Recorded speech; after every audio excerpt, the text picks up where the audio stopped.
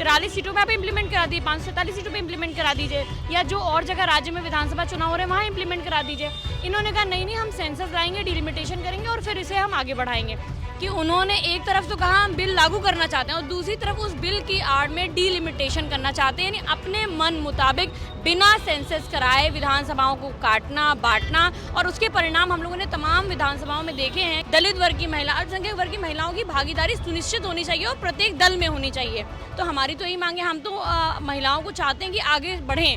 और रही बात कंगना रनावत की, देखिए जिन्होंने संघर्ष नहीं किया, जिन्होंने कभी ये नहीं जाना कि हमें वोट देने का अधिकार कैसे मिला, कैसे गरीब तबके की महिलाएं अपनी ज़िंदगी जी रही हैं, कैसे हमारी आदिवासी बहनें, कैसे हमारी पिछड़े वर्ग की महिलाएं जाति आधारित शोषण का शिकार हो रही हैं, हमारी दलित महिलाएं जाति आधारित शोषण का शिकार हो रही हैं। कंगना रनावत इसको नहीं समझ सकती हैं। बढ़िया से सुंदर बन के आ जाना और भाषण देना ये एक डिफरेंट चीज़ है। 4 PM न्यूज़ नेटवर्क में आप सभी का स्वागत है। मैं हूँ क्षितिज कांत। सरकार लगातार नारी वंदन, महिला सशक्तिकरण, 10-90 तमाम योजनाओं की बात कर रही है। महिलाएं सड़कों पर उतर करके प्रदर्शन कर रही हैं। तमाम सवाल खड़े हो रहे हैं इस महिला आरक्षण बिल को लेकर के।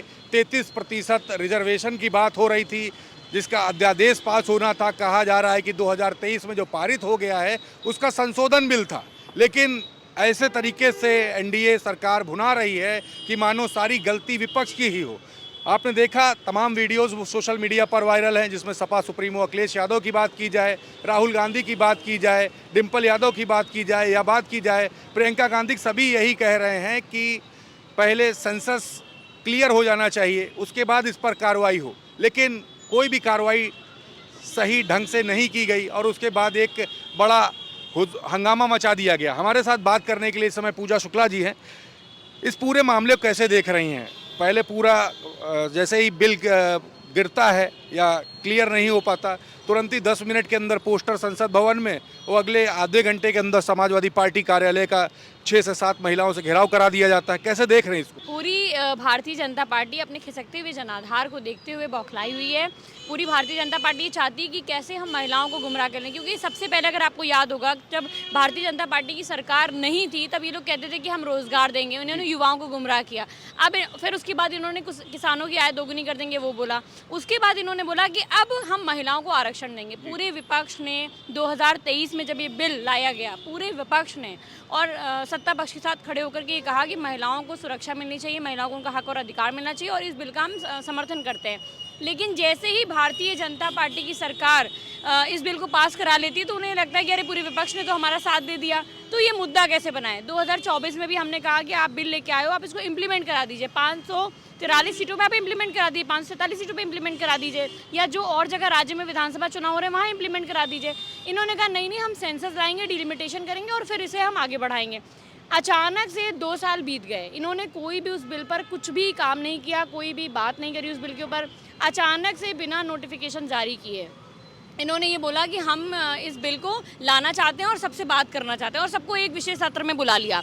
उसके बाद आप देखिए कि भारतीय जनता पार्टी ने कितनी बड़ी साजिश महिलाओं के साथ की कि उन्होंने एक तरफ तो कहा हम बिल लागू करना चाहते हैं और दूसरी तरफ उस बिल की आड़ में डिलिमिटेशन करना चाहते हैं, यानी अपने मन मुताबिक बिना सेंसस कराए विधानसभाओं को काटना बांटना। और उसके परिणाम हम लोगों ने तमाम विधानसभाओं में देखे हैं कि जैसे अपने मन से ये काटते हैं विधानसभा, उसमें ये जो इनके बूथ हैं जहाँ पर इनको वोट मिलता है उस एरिया को कैसे इनको जोड़ना है, कैसे जहाँ पर विपक्ष का वोटर है उसे काटना है। तो ये जो डिलिमिटेशन है पूरी तरह से छलावा था जो लेकर के ये आए थे और संसद के अंदर डिलिमिटेशन को पास नहीं होने दिया गया। डिलिमिटेशन के बिना महिला आरक्षण कैसे आप लागू करेंगे? हम तो अभी भी मांग कर रहे हैं, आपके चैनल के माध्यम से भी कर रहे हैं, सदन में भी कर रहे हैं कि अगर महिला आरक्षण को लागू करना है तो तत्काल आप महिला आरक्षण को लागू करिए। जितनी सीटें भी वर्तमान में उतने ही सीटों पे लागू करिए और साथ ही साथ सेंसस चलाते रहिए। सेंसस हो जाएगा, डिलिमिटेशन हो जाएगा और महिलाओं को उनका हक अधिकार मिल जाएगा। मैम, एक सवाल सोशल मीडिया पर काफ़ी वायरल देखा है, जिसमें लोग ये कहते दिखाई दिए कि अगर ये बिल अगर लागू होता, क्योंकि परिसीमन करना चाह रहे थे, तो कंगना रनौत जैसी नेता संसद भवन में पहुँचती, फूलन देवी जैसी महिलाएँ ना पहुँचती। इस तरीके की बातें हो रही हैं, इसको कैसे देख रही हैं? देखिए, हम तो पहले भी कह रहे हैं कि कोटे में कोटा रिजर्वेशन देना चाहिए। जो पिछड़े वर्ग की महिलाएं हैं, जो दलित वर्ग की महिलाएं हैं, जो अल्पसंख्यक महिलाएं हैं, इनको प्रायोरिटी देनी चाहिए। महिलाओं में सबको मिलना चाहिए, लेकिन जिन्होंने जाति आधारित शोषण भी सहा है, उनकी जो भागीदारी है वो हमें सुनिश्चित करनी पड़ेगी, क्योंकि यही हमारा लोकतंत्र है, जहाँ पर अंतिम समाज के अंतिम पंक्ति के व्यक्ति को भी सदन में बोलने का मौका मिले। तो हम तो यही चाहते हैं कि हम लोगों ने, माननीय नेताजी ने, फूलन देवी जी को या तमाम महिलाओं को, समाजवादी पार्टी ने जो संघर्ष करती थी उनको आगे बढ़ाया है। ऐसा नहीं है कि हम सिर्फ ये कह रहे हैं कि नहीं पर्टिकुलर इन महिलाओं को बढ़ाइए, लेकिन हम ये कह रहे हैं कि कम से कम पिछड़े वर्ग की महिला, दलित वर्ग की महिला, अल्पसंख्यक वर्ग की महिलाओं की भागीदारी सुनिश्चित होनी चाहिए और प्रत्येक दल में होनी चाहिए। तो हमारी तो यही मांग है, हम तो महिलाओं को चाहते हैं कि आगे बढ़ें। और रही बात कंगना रनावत की, देखिए, जिन्होंने संघर्ष नहीं किया, जिन्होंने कभी ये नहीं जाना कि हमें वोट देने का अधिकार कैसे मिला, कैसे गरीब तबके की महिलाएं अपनी ज़िंदगी जी रही हैं, कैसे हमारी आदिवासी बहनें, कैसे हमारी पिछड़े वर्ग की महिलाएं जाति आधारित शोषण का शिकार हो रही हैं, हमारी दलित महिलाएं जाति आधारित शोषण का शिकार हो रही हैं। कंगना रनावत इसको नहीं समझ सकती हैं। बढ़िया से सुंदर बन के आ जाना और भाषण देना, ये एक डिफरेंट चीज़ है, लेकिन जो हमारी मेहनत कश औरतें हैं उनका भी रिप्रेजेंटेशन होना चाहिए। और यही कारण है कि भारतीय जनता पार्टी ये चाहती थी कि कुछ विशेष लोगों को ही आरक्षण मिले, इसलिए वो, और उनको भी नहीं आरक्षण देना चाहती। आप समझिए, डीलिमिटेशन, इस महिला आरक्षण की आड़ में डीलिमिटेशन को ये पास कराना चाहते थे। ये चाहते थे किसी तरह से हम विधानसभा को काट दें, बांट दें और सत्ता में बने रहें। दूसरी बात, ये विशेष सत्र इसलिए बुलाया गया ताकि बंगाल में हम इस चुनाव का असर डाल सकें, असम में डाल सकें। आप सोचिए, 27% से ज़्यादा टिकट टीएमसी ने दिया, और खुद महिला मुख्यमंत्री हैं टीएमसी की, ममता बनर्जी। पूरी Bharatiya Janata party ED CBI लगा करके किस तरह से एक महिला का शोषण कर रही है, अपमान कर रही है, उसे प्रताड़ित करने का काम कर रही है, पूरा देश देख रहा है। 27% टिकट दिए टीएमसी ने, और 10 से 12% भी टिकट नहीं दे पाई भारतीय जनता पार्टी महिलाओं की। तो ये क्या हक और अधिकार की बात करेंगे?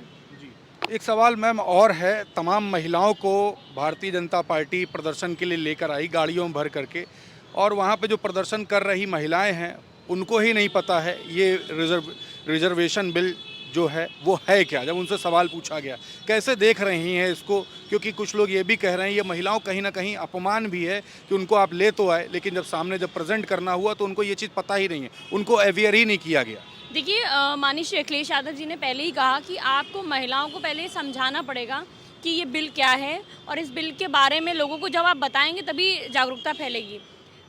पूरी भारतीय जनता पार्टी कुछ लोगों को पैसे दे करके, कुछ लोगों को नौकरी के लालच दे करके, चाहे वो पैसे का हो, चाहे वो नौकरी का हो, चाहे वो किसी भी चीज़ का हो, वो लालच दे करके यहाँ ले तो आए, लेकिन महिलाएं अपने दिल की बात कैसे बोले। वो जो महिलाएं जिनसे सवाल पूछा जा रहा है वो भी कहीं ना कहीं पिछड़े वर्ग से आती हैं, दलित वर्ग से आती हैं, अल्पसंख्यक वर्ग से आती हैं। वो महिलाएं समझ रही हैं कि कैसे उनका हक और अधिकार छीना जा रहा है, तो वो खुल के तो नहीं कह पा रही क्योंकि किसी न किसी प्रकार के प्रलोभन में है। लेकिन पूरी जो पदयात्रा थी, जिसको जन आक्रोश पदयात्रा कहा गया, वो दरअसल अनजान आक्रोश पदयात्रा थी। अनजाने में किस चीज़ पर आक्रोश है उनको यही नहीं पता है, गुमराह करके महिलाओं को ले आए। और आज वो महिलाएं अब जब यहाँ से लौट करके जाएंगी तो वो विचार करेंगे कि किस तरह से भारतीय जनता पार्टी अपना लाभ लेने के लिए महिलाओं को नारा बनाने की कोशिश कर रही है। और जैसा कि अगर आपने सुना ही होगा, माननीय अखिलेश यादव जी ने अपने सदन में एक बयान में कहा, सदन में जब वो भाषण दे रहे थे, कि भारतीय जनता पार्टी नारी को नारा बनाना चाहती है। तो हम ये कह रहे हैं कि नारी को नारा बनाना बंद करिए, उनके हक और अधिकार को सुनिश्चित करिए, उनकी भागीदारी को सुनिश्चित करिए, ताकि अंतिम पंक्ति की भी महिलाएं जाकर के संसद में अपनी आवाज़ को मुखर कर सकें। एक आखिरी सवाल होगा, मुख्यमंत्री योगी आदित्यनाथ की एक वीडियो काफ़ी सोशल मीडिया पर इस समय वायरल भी हो रही है और ट्रोल भी हो रही है, जिसमें वो ये कहते हुए दिखते हैं मंच से कि स्वामी विवेकानंद जी ने कहा था कि तुम मुझे खून दो, मैं तुम्हें आज़ादी दूंगा, जबकि सुभाष चंद्र बोस जी ने कहा है। और उस पर, उनकी उस समय की मनोदशा पर भी तमाम सवाल खड़े किए जा रहे हैं सोशल मीडिया पर। आप कैसे देखती हैं? देखिए, ये तो सब वनस्पति का कमाल है। और अगर आपको याद होगा, भी कल की डेट की बात अगर मैं करूं तो 30 लाख रुपए से ज़्यादा की वनस्पति चंदौली में पकड़ी गई है, बरेली में पकड़ी गई है। तो कहीं ना कहीं जब उत्तर प्रदेश में इतनी बड़ी संख्या में वनस्पति आ रही है, गांजा आ रहा है, तो कहीं ना कहीं उसका नशे का असर तो दिखेगा ही। मुख्यमंत्री जी पे आप आरोप लगा रहे हैं? नहीं, मैं आरोप नहीं लगा रही हूँ, मैं कह रही हूँ जब बहुत ज़्यादा नशा आसपास दिखेगा तो उसका असर दिखेगा। बिल्कुल। तो ये हमारे साथ पूजा शुक्ला जी थी, समाजवादी पार्टी की नेत्री हैं। तमाम सवाल थे हमारे, सवाल पर आपकी क्या राय है कमेंट बॉक्स में लिखें। अगर आपके भी कोई सवाल हैं तो सवाल ज़रूर लिखते रहें और जुड़े रहें 4PM न्यूज़ नेटवर्क के साथ। मैं हूं क्षितिज कांत, कैमरा पर्सन शुभम के साथ 4PM न्यूज़ नेटवर्क के लिए। धन्यवाद।